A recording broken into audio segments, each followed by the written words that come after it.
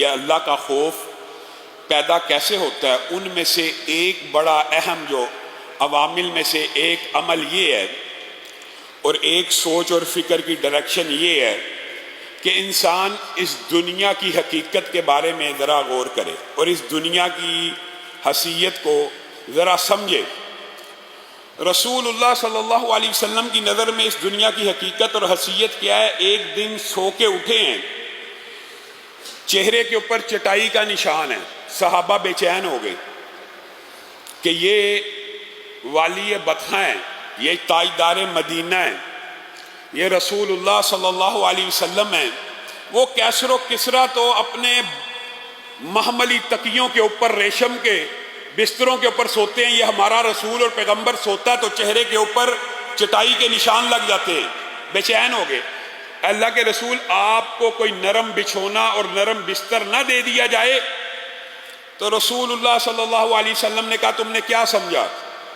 میں محمد صلی اللہ علیہ وسلم کی اس دنیا کے ساتھ مثال ایک مسافر کی سی ہے، میں نے یہاں پہ ہمیشہ نہیں رہنا۔ کون کہہ رہا ہے؟ رسول اللہ صلی اللہ علیہ وسلم۔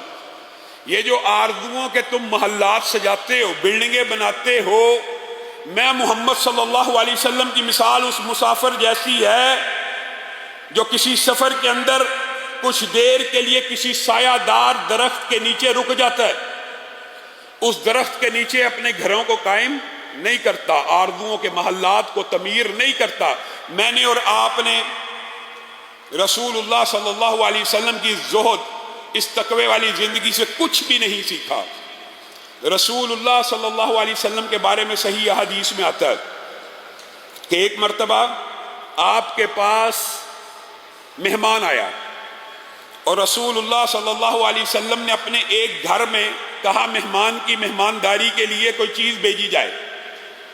گھر سے پانی کا گلاس آیا، دوسرے گھر میں پیغام بھیجا، پانی کا گلاس آیا، تیسرے گھر میں پیغام بھیجا، پانی کا گلاس آیا۔ 8-9 گھروں میں رسول اللہ صلی اللہ علیہ وسلم مہمانی کا پیغام بھیج رہے ہیں، 8 اور 9 گھروں سے پانی کا گلاس آ رہا ہے۔ میرے اور آپ کے دسترخوان اللہ کا شکر ہے افطاری کے وقت نعمتوں سے سجے ہوتے ہیں، اور وہ رسول اور وہ پیغمبر کیا یہ ساری کی ساری نعمتیں حاصل نہیں تھے کر سکتے؟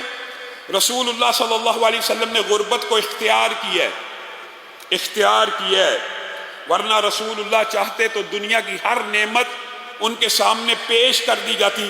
صحابہ بیان کرتے ہیں رسول اللہ صلی اللہ علیہ وسلم نے دنیا کو اتنا حقیر جانا ہے، ایک صحابی نے عجیب واقعہ رقم کیا کہ میں نے دیکھا رسول اللہ صلی اللہ علیہ وسلم بھوک سے مسجد النبوی کے اندر کروٹیں لے رہے ہیں، بھوک سے۔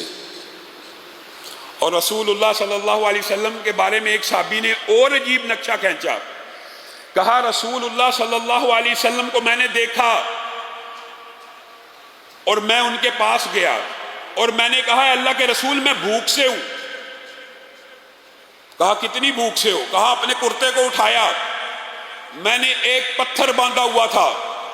رسول اللہ صلی اللہ علیہ وسلم مسکرانا شروع ہو گئے اور اپنے کرتے کو اٹھایا، میں نے دیکھا آقا دو جہاں کے جسم کے اوپر 2 پتھر بندھے ہوئے تھے، ایک نہیں 2۔ اور یہ پتھر اس لیے باندھا جاتا ہے کہ معدے کو یہ احساس دلایا جائے کہ تو بڑا بھاری ہے، تیرے اندر کوئی شے موجود ہے۔ آج ہلکا سا روزہ، ابھی یہ روزہ کتنے گھنٹے کا، ہلکی سی کیفیت اور ہلکا سا احساس ہمارے دلوں میں آ جاتا ہے۔ میرے بھائیوں،